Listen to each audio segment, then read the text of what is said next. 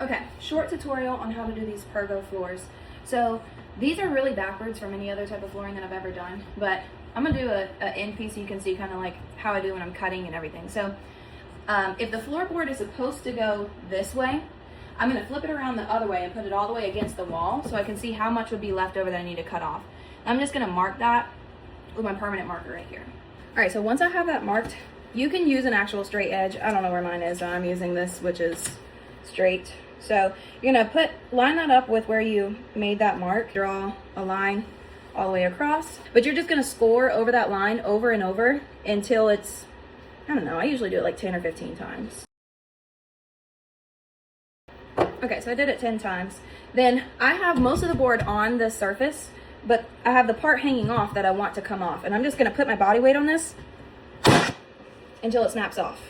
Then you have the piece of board that you need.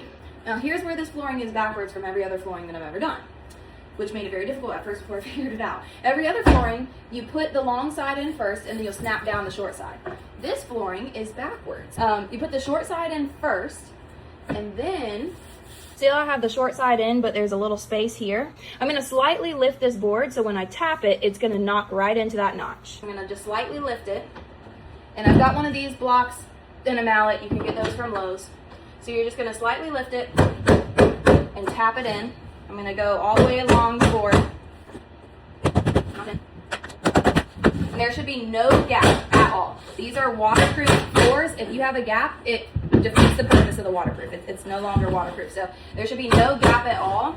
So if you have it done right, there's no gap here and there's no gap here. Now typically what I'll do to conserve boards is the piece that I cut off from one of those other end pieces, I'm going to use down here as the starter piece, because you got to make sure you have something to lock to on this side. So you got to have this side can't be a cut piece if you're going to connect to it. Only the end can. So you're not connecting anything to it. So, and there we go. And then I'll head on with full pieces until I get to the end. Now don't be surprised if it takes you a little while to get the technique down, but one thing that's really important and why I ended up using the mallet instead of just trying to lock these in place by hand is that I found that if they aren't perfectly locked together, it'll float a little bit and it won't be waterproof. So we've got to make sure that it's completely connected. One thing that's really important though is you want to make sure that two boards, rows that are connected or like adjacent to each other, do not line up this close. This is a no-no, because then the joints are weaker and it looks horrible.